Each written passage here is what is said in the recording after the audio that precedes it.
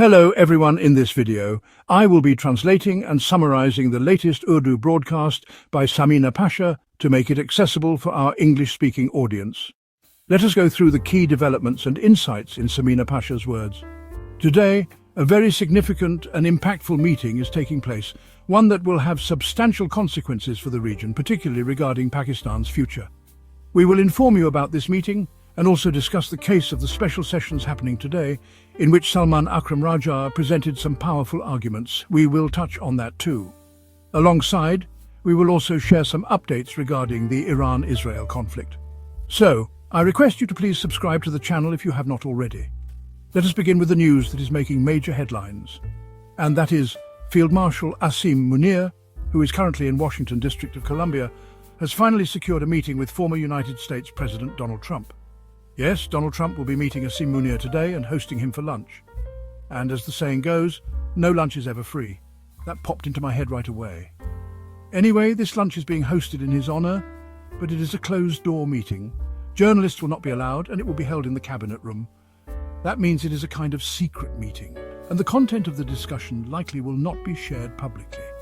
However, usually through sources or general statements, some information eventually surfaces, such as mutual relations were discussed, or that the United States and Pakistan have always had strong ties that will be further strengthened. Such generic statements are usually released in press briefings, but the actual topics discussed are only revealed by historical facts and events that unfold later. Since the news of this meeting broke, there has been a lot of speculation because such meetings do not happen without context. Donald Trump, after all, does not meet just anyone randomly, and for the United States President to give time to Pakistan's army chief is undoubtedly indicative of serious matters being on the agenda. This meeting, by its very occurrence, elevates Asim Munir's stature. Up until now, it was unclear why he was visiting, but now it is evident that this meeting must have been finalized after several other engagements and negotiations behind the scenes. The fact that he is now meeting Trump shows Pakistan's strategic importance in the region, and it also clearly shows who is actually leading Pakistan at this time. It is clear that Shahbaz Sharif is not the one leading Pakistan.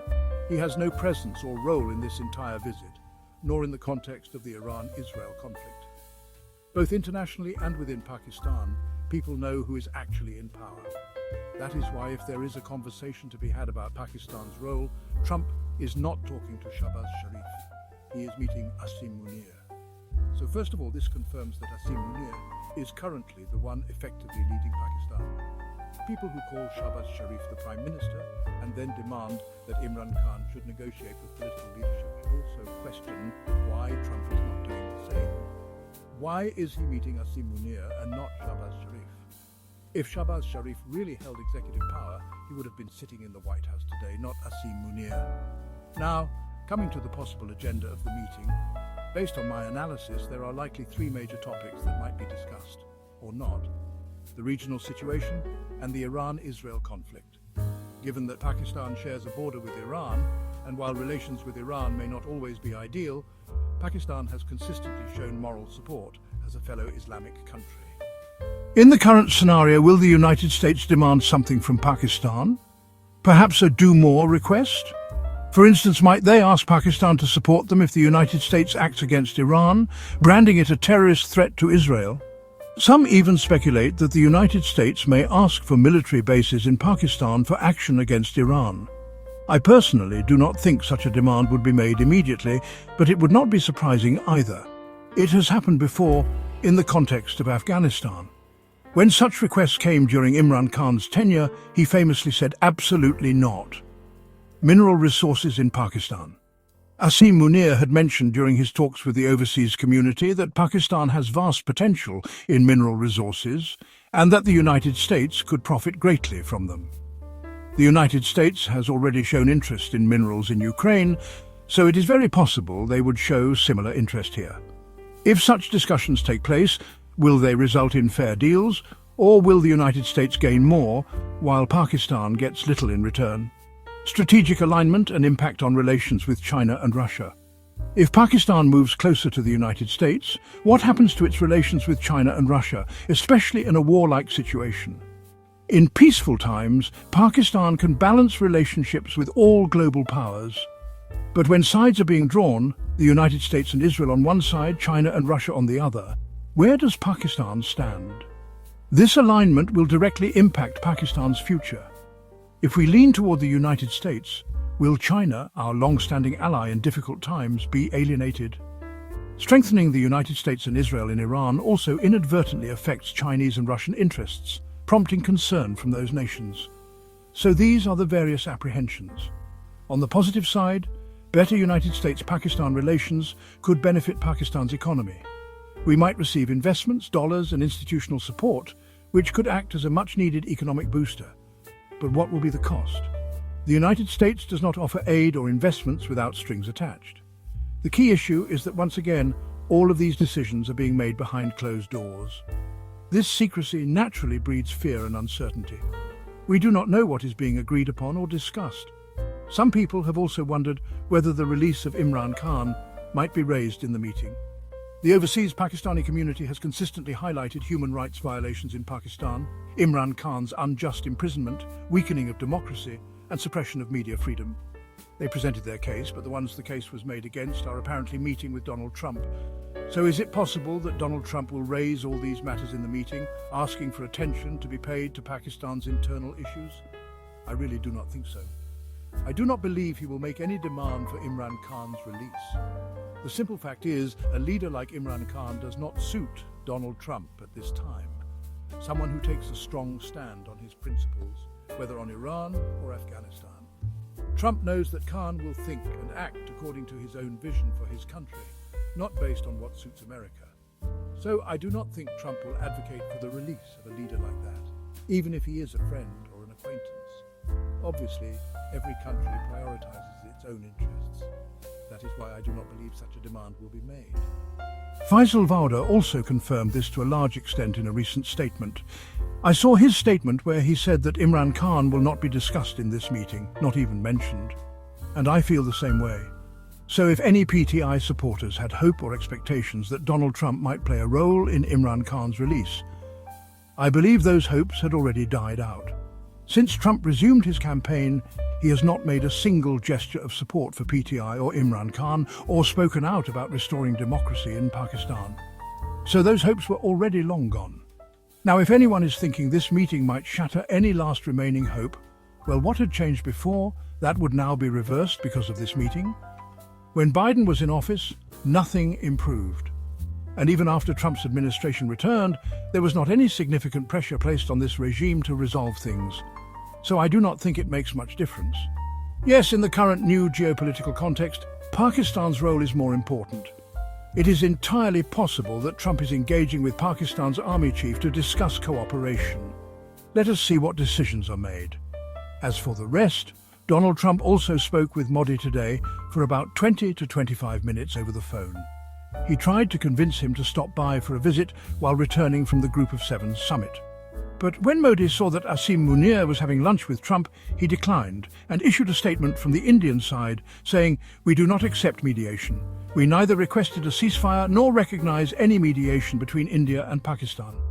He seemed quite annoyed and hence refused the meeting. So these are the developments surrounding the meeting. Now, regarding the Iran-Israel war, it appears things are escalating. From all indications and preparations, it looks like the United States is becoming directly involved in the conflict. Preparations are underway and regional countries have also started taking active stances. As I mentioned in yesterday's vlog, if this war escalates and draws in other countries, the regional powers surrounding Pakistan will also certainly react. And that reaction has now begun. Today, President Putin released a statement declaring that Iran fulfilled all obligations of the nuclear deal and that no allegations can be made against them. Yet in 2018, the United States unilaterally withdrew from the agreement while the European nations kept demanding Iran's compliance.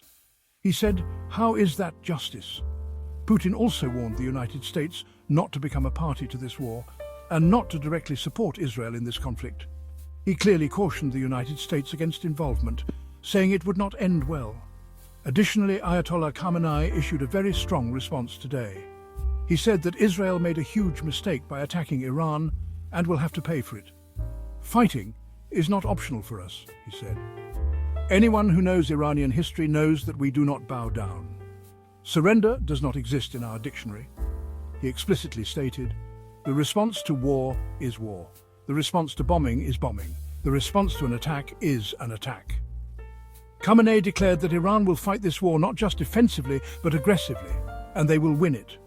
He has also handed over command to the Islamic Revolutionary Guard Corps, most likely as a contingency in case he is personally targeted, so that the command structure is not broken.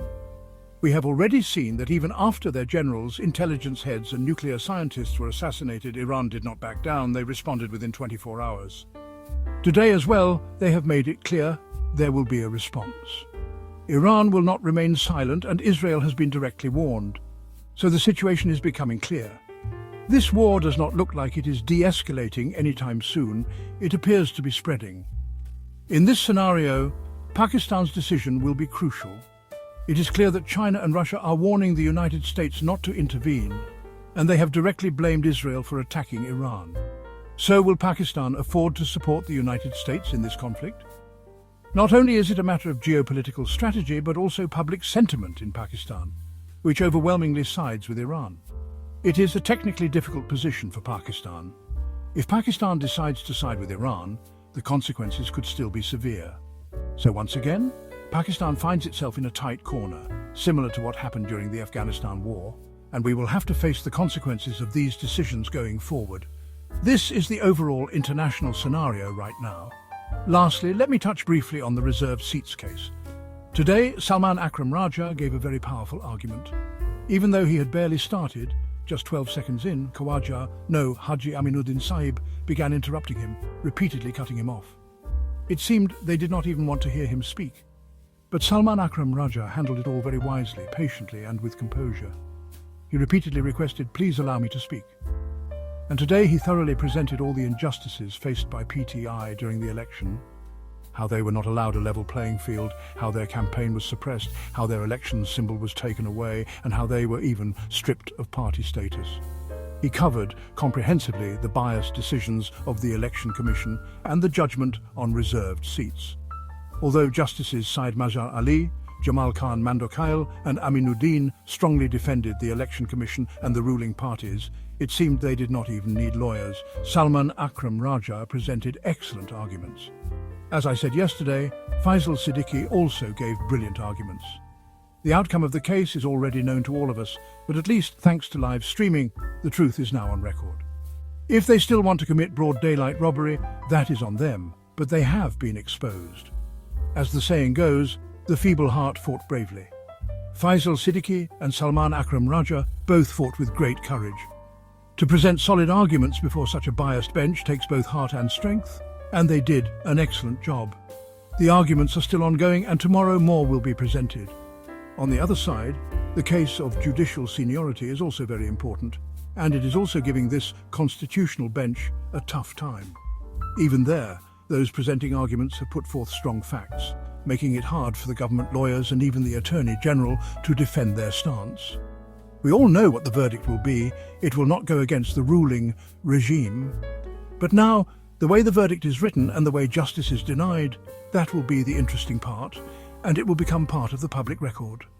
That wraps up our translation of Samina Pasha's video.